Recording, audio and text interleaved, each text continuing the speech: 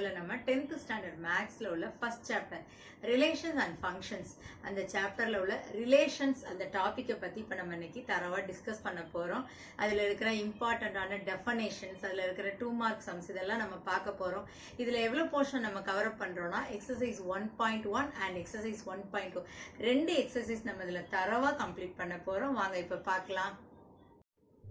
collection of objects are called set. இப்போ பாத்தீங்கன்னா செட்டுக்கு ஒரு பெஸ்ட் எக்ஸாம்பிள் இப்போ நம்ம பார்க்க போறோம். பிக்சர்ல யூனிஃபார்ம்லாம் வாங்குறோம்னா எப்படி வாங்குவோம்? செட் அந்த மாதிரி தானே வாங்குவோம். ஒரு செட்டா நம்ம வாங்குறோம்னு சொல்லுவோம் இல்லையா?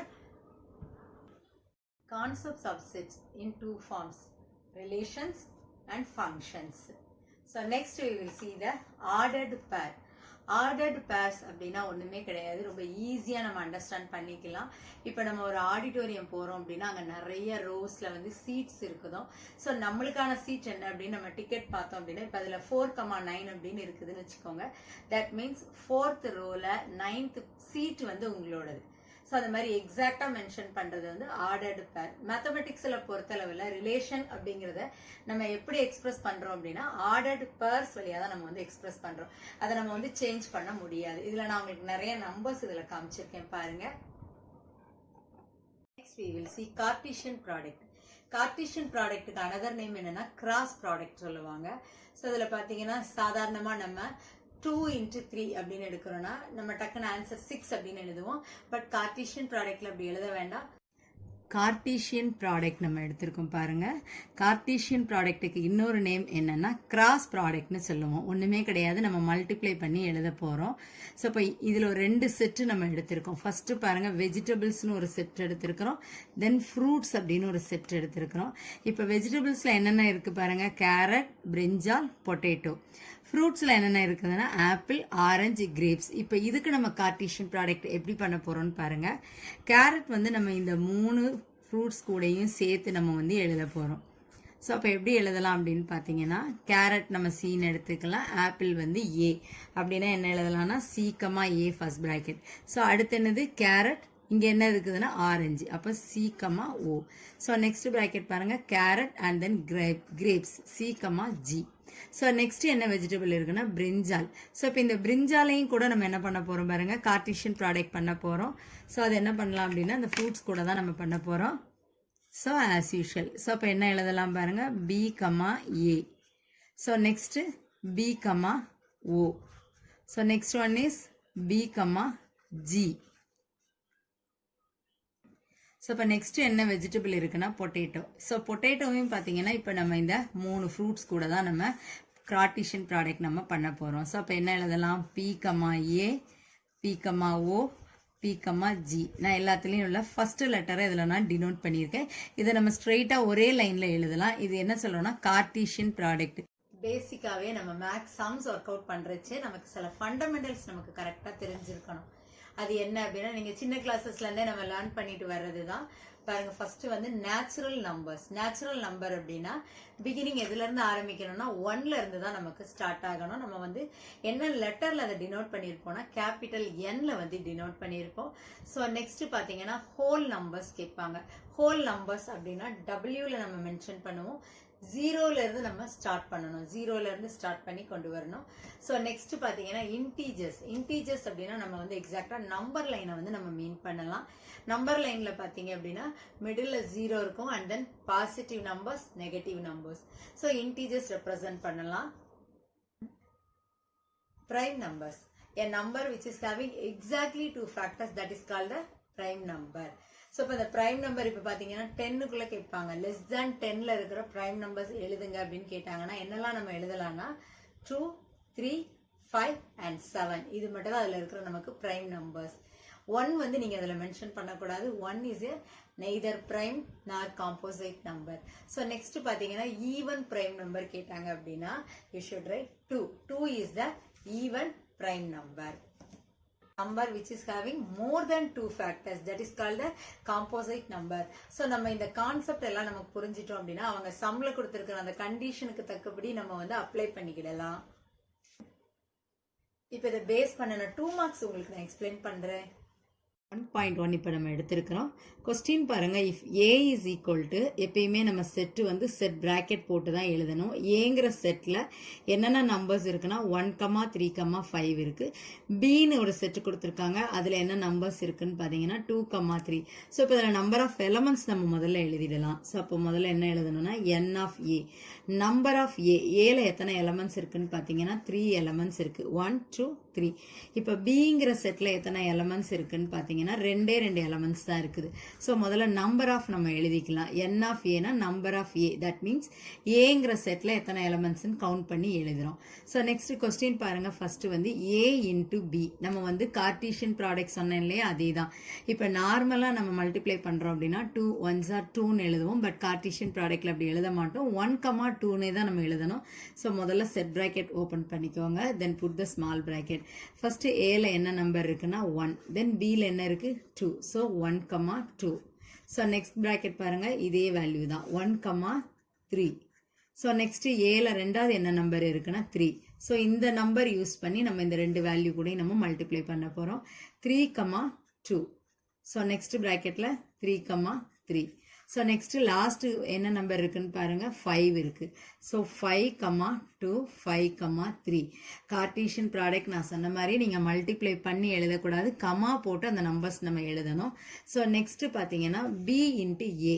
ஸோ இதில் பாருங்க செட்டு முதல்ல நம்ம இதை கிளாரிஃபை பண்ணிக்கணும். முதல்ல ஏங்கிற செட் இருக்கு, அடுத்துதான் பிங்கிற செட் இருக்கு. ஸோ இங்கே பொறுத்தளவில் என்ன கேட்டிருக்காங்கன்னா ஃபர்ஸ்ட் பி முதல்ல இருக்கு. ஸோ பியில் என்னெல்லாம் இருக்குன்னு பார்த்தீங்கன்னா 2, 3 இன்ட்டு ஏல என்ன இருக்குன்னா 1, 3, 5. Now we are doing cross product. So 2, 1. So next bracketல பாருங்க 2, 3. So the next one is 2, 5. So next Bங்கிற செட்ல இருக்கிற செகண்ட் நம்பர் என்னன்னா 3. So 3, 1. Then 3, 3. Then 3, 5. ஸோ இப்போ நம்ம வந்து A into B கால்குலேட் பண்ணியிருக்கோம், தென் B into A கால்குலேட் பண்ணியாச்சு. ஸோ இப்போ செகண்ட் கொஸ்டின் கேட்டிருக்காங்க, இது ரெண்டுமே ஈக்குவலா அப்படின்னு கேட்டிருக்காங்க. நம்ம பார்த்தோம்னாலே நமக்கு செட்டு தெரியும். 1, 2ங்கிறது வந்து டிஃபரண்ட் எதுலேருந்து பார்த்தீங்கன்னா 2, 1 அப்படிங்கிறதுல இருந்து. ஸோ இதை நம்ம வந்து கண்டிப்பாக அது ரெண்டு சேமாக இருக்கிறதுக்கு சான்சஸே கிடையாது. ஸோ ஆன்சர் என்ன எழுதலாம் அப்படின்னா A into B is not equal to B into A. Third question பார்த்தீங்கன்னா number of A into B. So அதை நம்ம கால்குலேட் பண்ணிடலாம். First number of A into B எவ்வளோ அப்படின்னா இதில் எத்தனை நம்ம செட்டு வேல்யூஸ் எழுதியிருக்கோம்னு பார்த்தீங்கன்னா 6 எழுதியிருக்கோம். அதே மாதிரி number of B into A, so அதையும் நம்ம கவுண்ட் பண்ணோம்னா 6 தான் இருக்கும்.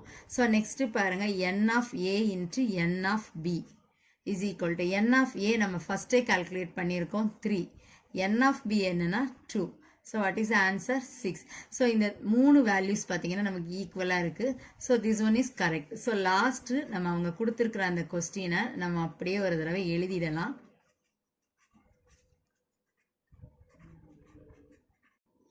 எக்ஸாம்பிள் 1.2 பாருங்க, ரொம்ப ஈஸியான ஒரு சம் இது.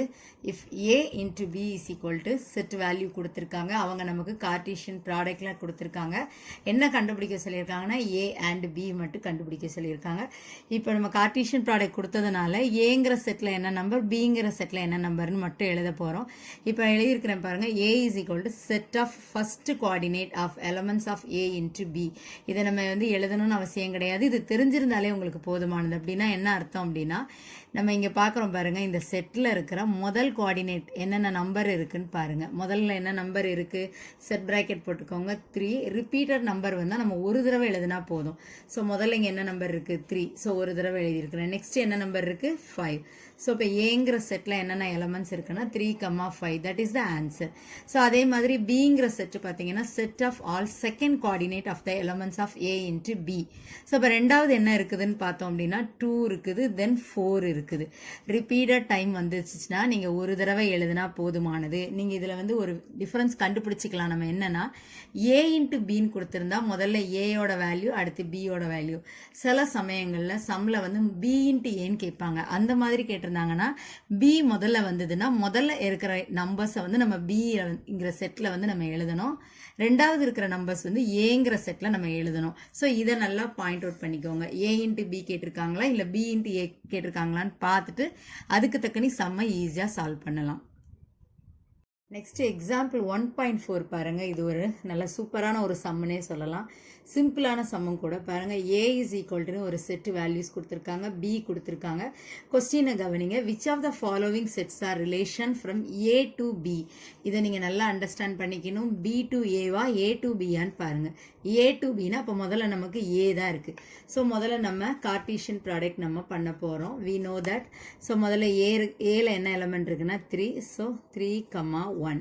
ஸோ நெக்ஸ்ட்டு அதே 3 வச்சு இந்த 7 கூட பண்ணணும். ஸோ 3,7. நெக்ஸ்ட்டு 3,10. ஸோ ஏல நெக்ஸ்ட் என்ன இருக்குது அப்படின்னா 4 இருக்குது. இப்போ பாருங்க அதில் நெக்ஸ்ட் அப்போ 4,1. So next 4,7, 4,10. ஸோ தேர்டுங்க என்ன நம்பர் இருக்குது 7. இப்போ 7 வச்சு நம்ம இந்த 3 நம்பர் கூடயும் நம்ம எழுத போகிறோம். ஸோ 7,1, 7,7, 7,10. ஸோ நெக்ஸ்ட் என்ன நம்பர் இங்கே இருக்குன்னா 8. So 8,1, 8,7, 8,10. Then close the set bracket. So இப்போ நம்ம கால்குலேட் பண்ணியாச்சு. ரிலேஷன் நம்ம கண்டுபிடிச்சாச்சு. ரிலேஷன் நம்ம எப்படி எக்ஸ்பிரஸ் பண்ணுவோம்னா கார்டீஷியன் ப்ராடக்ட் வழியாக தான். ஸோ A இன்ட்டு பியில் இவ்வளோ செட்டில் வந்து நம்ம எழுதியிருக்கிறோம். இப்போ நம்ம கொஸ்டின் பாருங்கள். ஃபர்ஸ்ட் கொஸ்டின் R1 ரிலேஷன் 1 கொடுத்துருக்காங்க. அவங்க சில வேல்யூஸ் கொடுத்துருக்காங்க பாருங்கள். இந்த நம்பர் எல்லாம் இப்போ நம்ம இங்கே மல்டிப்ளை பண்ணோம் இல்லையா, இதில் இருக்குதான்னு பாருங்கள். 3,7 எஸ் இருக்குது. 4,7 எஸ். 7,10 எஸ். 8,1. ஸோ இதில் இருக்கிற இந்த நம்பர்ஸ் எல்லாமே செட் எல்லாமே இதில் இருக்குது அப்படின்னா அப்போ நம்ம என்ன எழுதலாம் அப்படின்னா R1 relation 1 is a subset of A into B. So அப்போ என்ன எழுதலாம்? So R1 is a relation from A to B. இதுதான் ஆன்சர். ஸோ நம்ம இப்போ கார்டீஷியன் ப்ராடக்ட் கண்டுபிடிச்சிட்டு இந்த வேல்யூஸ் அங்கே இருக்கான்னு செக் பண்ணுறீங்க. எல்லாமே இருக்குது. இருந்ததுக்கப்புறம் என்ன எழுதுகிறோம்? Relation 1 is a subset of A into B. So R1 is a relation from A to B. So next question பார்க்கலாம் இதில். ஸோ நெக்ஸ்ட் கொஸ்டின் பார்த்தோன்னா R2 வந்து ரிலேஷன் 2. அவங்க ரெண்டு செட் வேல்யூ நமக்கு கொடுத்துருக்காங்க. ஸோ இந்த நம்பர்ஸ் நம்ம பண்ணின கார்டீஷியன் ப்ராடக்டில் இருக்குதான்னு பார்த்தீங்கன்னா 3,1 இருக்குது. பட் 4,12 வந்து இல்லை.